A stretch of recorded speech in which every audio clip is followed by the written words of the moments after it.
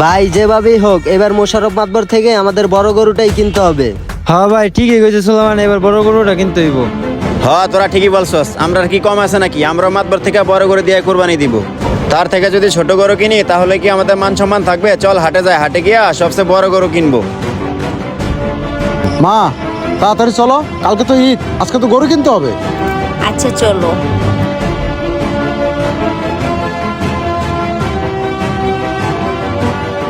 বাবা দাঁড়াও। কিরে মা, কি হয়েছে? দাঁড়াইতে বললি কেন?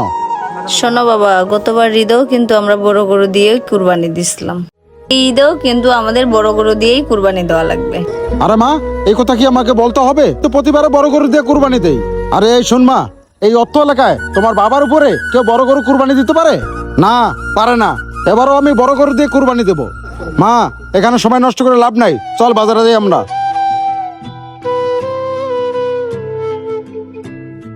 কি ব্যাপার ভাই, বাজার কি শেষ নাকি? আরে সুলাইমান কি কস? ওই যে একটা গরু দেয়া যাইতেছে, আয়না যাই। মেহেদি চল তো যায় দেখি। গরু তো দেখে ভালোই মনে হইতেছে, যেভাবেই হোক এই গরু আমাকে নিতে হবে। ভাই এই গরুর মালিক কি আপনি? সবাই গরুর মালিক আমি। গরু আপনি কিনবেন? হ ভাই গরু তো নিতাম, গরু তো পছন্দ হয়েছে। তো গরুর দাম কত? ভাই গরু যদি আপনি নেন একদম 2 লক্ষ টাকা পড়বে। কি বলেন ভাই, এই গরুর দাম 2 লাখ টাকা? একটু বেশি হয়ে যায় না? কমায় রাখেন। ভাই কালকে ঈদ, বাজারে কোনো গরু নাই, এই একটা গরুই আছে। এখন আপনি যদি গরু নেন একদম 2 লাখ টাকাই পড়বে। ভাই একটু শুনেন, কালকে কিন্তু ঈদ, হাটে কিন্তু আর কোনো গরু নাই, এই একটা গরুই আছে। যেভাবে হোক আমাদের এই গরুটাই নিতে হবে। সুলাইমান ঠিকই বলছে, যেভাবেই হোক এই গরুটাই আমাদের নিতে হবে। ঠিক আছে ভাই, আপনাকে আমি 2 লাখ টাকাই দিব, আপনি এই গরু দেওয়ার ব্যবস্থা করেন। এই না, এই গরু আমি নেব। আরে গরু আপনি নেবেন মানে? গরু আমি দাম দর করছি, আপনি মাঝখান দিয়ে আবার কথা বলতেছেন কেন? মেরাজ, তুমি কি আমাকে চেনো না? বাজারে সবচেয়ে বড় গরুটা আমি কিনি, আর বড় গরুটাই আমি কুরবানি দেই। শোনেন মাতবর সাহেব, আপনাকে একটা কথা বলি, আপনি বাজারে সেরা গরু দিয়ে কোরবানি দেন আর বড় গরু দিয়ে কোরবানি দেন, কিন্তু এই গরুটা আমি কিনছি। আরে এই গরু আপনাকে কখনোই আমি দিব না, এই গরু দিয়ে আমি নিজেই কোরবানি দিব। কি ব্যাপার, কিছুই তো বুঝতেছি না। কুরবানির গরু নিয়ে এরা কি করতেছে? বাবা বাজারে কিন্তু কোনো গরু নেই, ঠিক আছে? এই গরুটাই কিন্তু আমার পছন্দ হয়েছে, এই গরুটাই কিনবো। এই গরুটা দিয়ে এবার ঈদে আমরা কুরবানি দিব। মা তুমি কোনো টেনশন করো না, এই গরু দিয়ে আপনার কুরবানি দেব। এই তোর গরুর দাম কত? ভাই আমি গরু ওনার কাছে বিক্রি করে দিছি 2 লাখ টাকা, আপনাকে আমি কিভাবে দেবো? এই গরুর দাম তোমাকে আমি 2.5 লাখ টাকা দেবো, তবুও এই গরু আমার লাগবে, আমাকে দিয়ে দাও। আরে মাতবর সাহেব, টাকার গরম দেখাইন না, টাকা কিন্তু আমারও আছে, আর আমার টাকাটা কিন্তু হালাল টাকা। কি ব্যাপার মিরাজ, তুমি কি বুঝাইতে চাইতেছ? ও আমার টাকা কি বেহালাল? আমি ঠিকই তো বলছি, বেহালাল না হলে কি টাকার গরম এরকম থাকে? সমস্যা নেই, টাকা কিন্তু আমার আছে। ওই ভাই এই গরু হ্যাঁ 2.5 লাখ টাকা দিলে আমি 3 লাখ টাকা দিব, তারপরে এই গরু আমার লাগবে। আপনাদের ভিতরে যে আমাকে টাকা বেশি দেবো তাকেই আমি গরু দেবো। ভাই ও যদি আপনাকে 3 লাখ টাকা দেয় তাহলে ওই গরু আমি 4 লাখ টাকা দেবো, তারপরেও এই গরু আমি নেব। এদের কথাবার্তাগুলো সুবিধা লাগতেছে না, যাই কাছে যায় বিষয়টা একটু ভালোভাবে যাই না নেই। এই গরু আমি নিব। এই আপনারা দাঁড়ান, আমি অনেক সময় ধরে দেখতেছি আপনারা দুইজন তর্কাতর্কি করতেছেন একটা গরু নিয়ে। সমস্যাটা কি আপনাদের?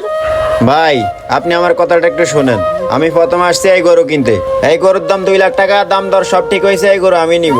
কিন্তু মাঝখান থেকে উনি এসে বলতেছে আমার থেকে বেশি দাম দিয়ে এই গরু উনি নিবে। ভাই শুনেন আমার কথা, এই গরু আমার মেয়ে পছন্দ করছে, এখন যত টাকা লাগুক এই গরু আমি নেব। আরে মাতবর সাহেব, সুদের টাকা নিয়ে তো ভালোই গরম দেখাইতেছেন, আমাদের মতো হালাল টাকা নিয়ে আসেন, তারপরে বুঝবেন।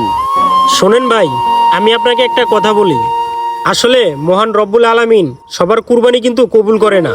আর যারা হালাল টাকা দিয়ে কুরবানির গরু কিনে আর কুরবানি দেয়, আল্লাহ তাআলা তাদের কুরবানি কবুল করে। আর আমি এখানে যতটুক শুনলাম আর যতটুক দেখলাম, আপনার টাকাটা ভাই হালাল না। আমার মন থেকে যতটুক বিশ্বাস, আল্লাহ তাআলা আপনার কুরবানি কবুল করবে না। আপনার এই সুদের টাকা দিয়ে যতই বড় গরু কিনেন না কেন, এই গরু কুরবানি দিলে এই কুরবানি আল্লাহ কোনোদিনও কবুল করবে না। আপনি একবার মন থেকে ভেবে দেখেন তো দেখি, এই সুদের টাকা দিয়ে কুরবানি দিলে আল্লাহ কি আপনার এই কুরবানি কবুল করবে?